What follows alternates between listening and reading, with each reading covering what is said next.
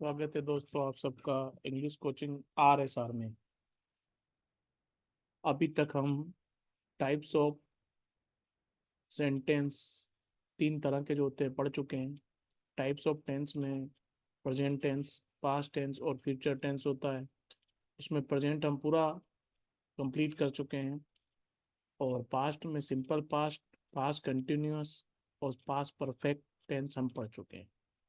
आज हम पढ़ेंगे पास्ट परफेक्ट कंटिन्यूअस टेंस। मेरे मोबाइल नंबर है 9829680305। आप लैंग्वेज सीखने की पूरे मन से सीखें। स्क्रीन को पॉज करके नोट्स बना लें। मुझसे पर्सनली पढ़ना चाहें तो भी पढ़ सकते हैं। मुझे व्हाट्सअप कर लें, मैं जल्दी कम्युनिटी ग्रुप भी क्रिएट करूंगा और एक व्हाट्सअप ग्रुप भी बनाऊंगा छुट्टियों में बच्चों की, जब वो पढ़ सकें इंग्लिश।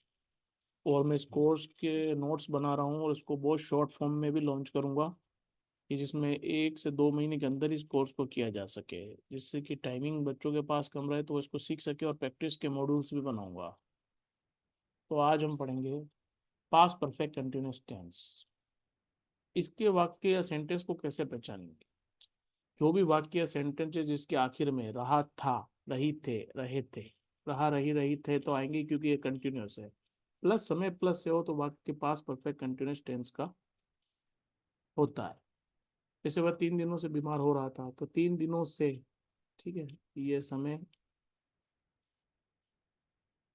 3 दिनों से और हो रहा था। ठीक है, तो जिस वाक्य के अंत में भले ही ता था तीती ते हो, रहा, रही, रहे नहीं आए और समय प्लस से हो तो वाक्य भी पास्ट परफेक्ट कंटिन्यूअस टेंस का होता है। ठीक है, जैसे वह कई वर्षों से खेती करता था तो कई वर्षों से करता ता था। ठीक है, तो इस चीज को आप आसानी से समझ लें।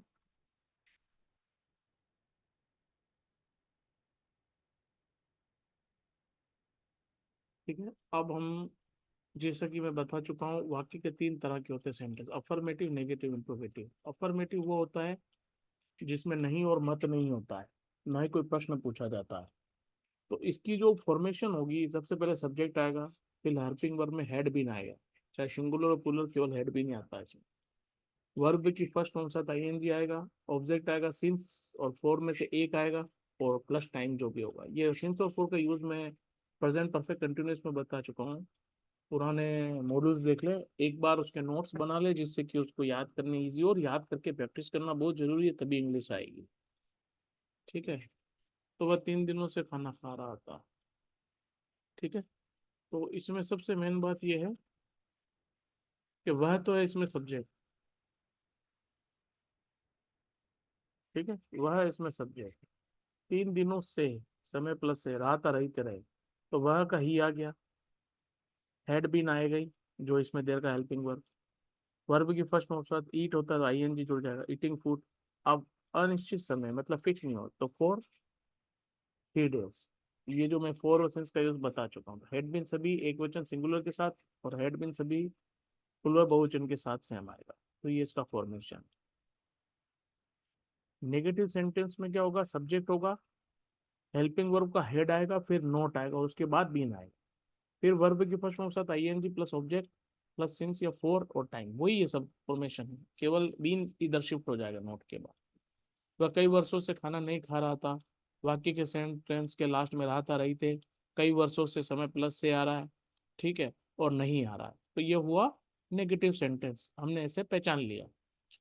तो he had not been eating food for many years, कई वर्षों से। सिंपल है, इस फॉर्मूले में ही रखना है, इसको याद कर लेना है। इंग्लिश फॉर्मेशन से ही आएगी, प्रैक्टिस करने के बाद इन्हें ज़्यादा याद करने की जरूरत नहीं पड़ेगी, लेकिन प्रैक्टिस करनी होगी, बिना प्रैक्टिस नहीं। इंट्रोगेटिव सेंटेंस, जिन क्वेश्चन का आंसर हम हाँ या ना में दे सकते हैं। तो हेल्पिंग वर्ब आएगा, पहले हेड, फिर सब्जेक्ट आएगा, फिर बीन आएगा उसका दूसरा पार्ट, फिर वर्ब की फर्स्ट फॉर्म से आईएनजी प्लस ऑब्जेक्ट, फिर सिंस या फोर और टाइम। सब चीज वही है, एक बार याद करनी है, केवल इधर से उधर है। ठीक है, तो ये थोड़ा सा हमें ध्यान रखना है। एग्जाम्पल क्या है? क्या वह 2 दिन से जा रहा था तो रहा था, रही थे, रहे था, 2 दिन से, समय प्लस से आ चुका है, क्या वह, इसका आंसर हाँ ना में दे सकते हैं। तो हैड फिर सब्जेक्ट ही, बीन, वो जाना, गोइंग फॉर 2 days। ठीक है। फिर जिन क्वेश्चन का आंसर हाँ या ना में नहीं दे सकते, ठीक है, तो डब्ल्यू एच वर्ड आ जाएगा। फिर हेल्पिंग वर्ब का पहला शब्द हैड, सब्जेक्ट दूसरा बीन, वर्ब की फर्स्ट फॉर्म होता है आईएनजी, ऑब्जेक्ट सिंस फॉर और टाइम। वह एक वर्ष से कहाँ रह रहा था, तो अंत में रात था, रहते रहे थे, एक वर्ष से, समय प्लस से। ठीक है, ये रहा। ठीक है, तो where had he been living for 1 year।